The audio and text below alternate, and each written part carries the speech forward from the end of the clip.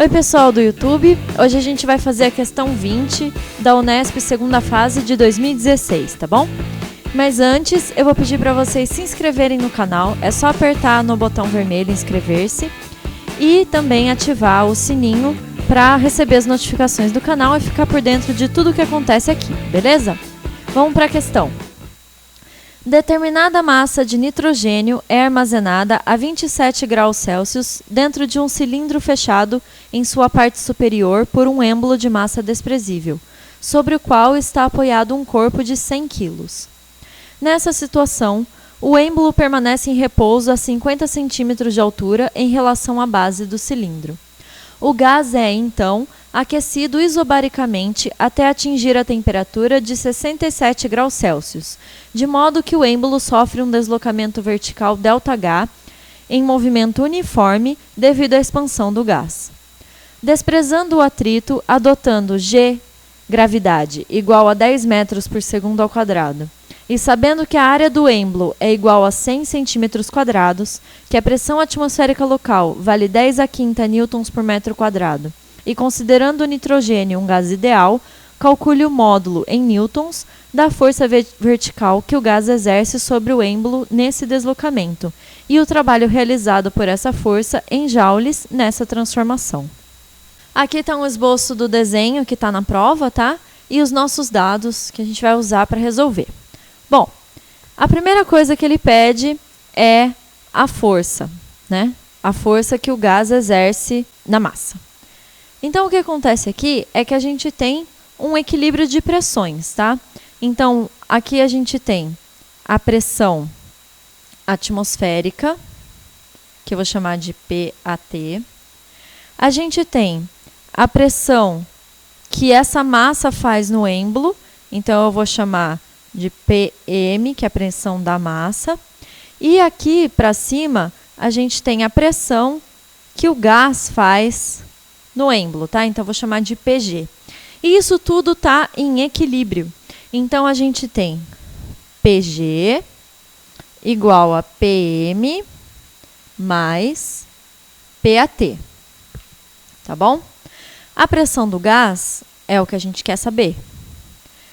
A pressão da massa a gente tem.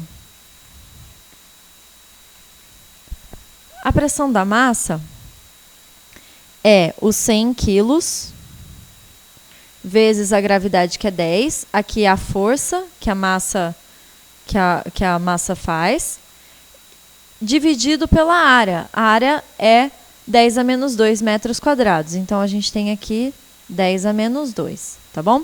Então, essa daqui é a pressão que a massa exerce no êmbolo. Aí, a pressão atmosférica, ele fala que é 10 a quinta newtons por metro quadrado ou pascal, tá bom? Isso daqui dá 10 a quinta também. Então, a nossa pressão, a pressão que o gás faz no êmbolo para manter esse sistema em equilíbrio, 2 vezes 10 a quinta pascal, tá bom? Então, essa daqui é a pressão que o gás exerce. Eu vou deixar ela aqui porque a gente vai precisar dela. Mas o enunciado não está pedindo a pressão. Ele está pedindo a força que o gás exerce. Então, do mesmo jeito que a gente encontrou a pressão dividindo a força pela área, a gente vai encontrar a força do gás multiplicando a pressão pela área. Então, vai ser 2 vezes 10 a quinta vezes a nossa área, que é 10 a menos 2. 10 a menos 2. Isso daqui vai dar 2 vezes 10 a terceira newtons, tá bom? Então, a força que o gás exerce no êmbolo é 2 vezes 10 a terceira newtons. Agora, ele pede o trabalho que essa força faz.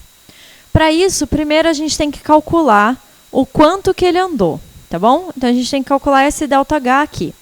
Ele fala que é uma transformação isobárica. Então, a gente vai usar PI, VI, TI igual a PF, VF TF. Tá? A pressão é igual. Isso é uma transformação isobárica. Então, a gente pode cortar.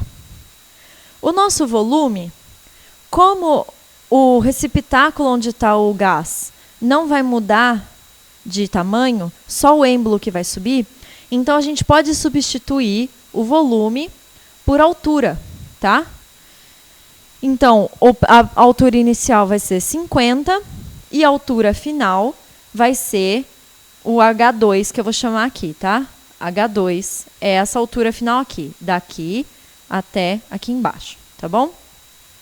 Então, eu vou dizer que 0,5 sobre o T inicial, que é 27 graus Celsius, mas aqui tem que colocar em Kelvin. Então, é só somar 273, fica 300. Isso aqui é igual ao nosso H2, que é a altura até aqui em cima. H2 sobre o 67, que em Kelvin fica 340, tá bom? Esse H2, depois de fazer todas as simplificações, dá 17 sobre 30. Muito bem. Agora, esse não é o nosso ΔH, porque ΔH é só o que ele andou do 50 até o H2. Então, o nosso ΔH